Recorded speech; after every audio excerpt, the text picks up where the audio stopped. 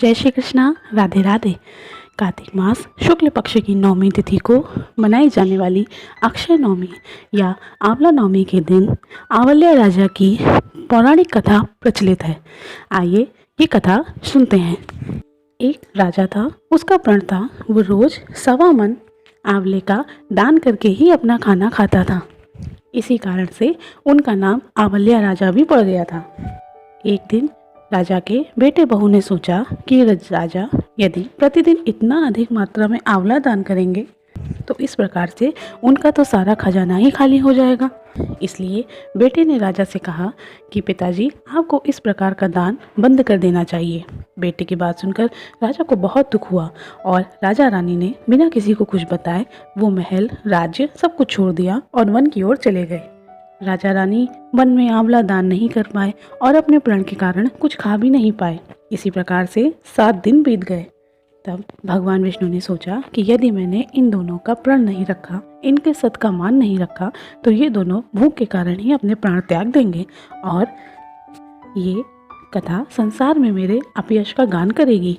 इसलिए भगवान ने जंगल में ही रातों रात राज्य, महल, बाग बगीचे सब कुछ बनवा दिए और ढेरों आंवले के वृक्षों को भी लगवा दिया। सुबह जब राजा रानी की आंख खुली तो उन्होंने देखा कि वो तो जंगल की जगह किसी राज्य में आ गए। उनका महल, बाग बगीचे, खूब सारे आंवले के वृक्ष सब कुछ देखकर वे बहुत हर्षित हुए। राजा ने ये सब देखकर रानी से कहा, रानी देख, कहते हैं सत मत छोड़ो, सूरमा सत छोड़िया पत जाए, सत की छोड़ी लक्ष्मी फेर मिलेगी आए। आओ रानी, नहा धोकर आंवले का दान करें और फिर कुछ भोजन करें। राजा रानी ने खुशी खुशी आंवले का दान किया और फिर दोनों ने अपने 7 दिन के व्रत को तोड़ा और कुछ भोजन किया। उधर आंवला देवता का अपमान करने तथा माता पिता का अनादर करने के कारण बेटे बहू के बुरे दिन आ गए। उनका राज्य, धन सब कुछ दुश्मनों ने छीन लिया और वे दोनों भूख प्यासे पीड़ित हो काम की तलाश में अपने ही पिता के राज्य में भटकते भटकते आ पहुँचे। उनकी हालत इतनी बिगड़ी हुई थी कि वे अपने पिता के सम्मुख खड़े थे और उनके पिता उनको पहचान भी ना सके, परंतु फिर भी उन्होंने उनकी स्थिति को देखकर उन पर दया खाकर उन्हें काम पर रख लिया।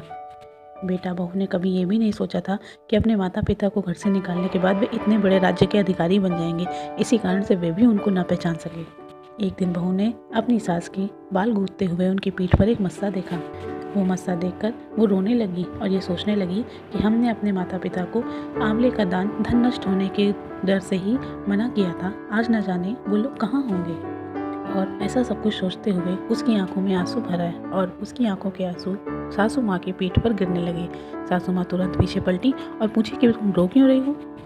तब उसने अपनी सारी बात बताई और अपने द्वारा किए गए सारे कर्मों का व्याख्यान रानी के सामने किया और कहा कि हमने अपने माता पिता को आंवला दान करने से मना किया और वे हमसे रुष्ट होकर हमसे छोड़कर कहीं चले गए।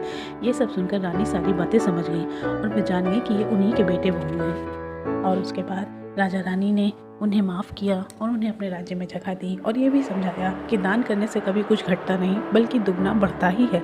उसके बाद वे सभी लोग खुशी खुशी एक परिवार रूप होकर उस राज्य में राज करने लगे। हे आंवला भगवान, हे विष्णु भगवान, जैसे आपने उनके परिवार को एक किया, उन्हें सुख समृद्धि और धन राज्य सब कुछ प्रदान किया, वैसे ही आपकी ये कथा सुनने वाले, बोलने वाले और उकारा भरने वालों को अपनी कृपा दृष्टि बनाए रखना। बोलिए विष्णु भगवान की जय, आंवला देव की जय। बोलिए राधे राधे।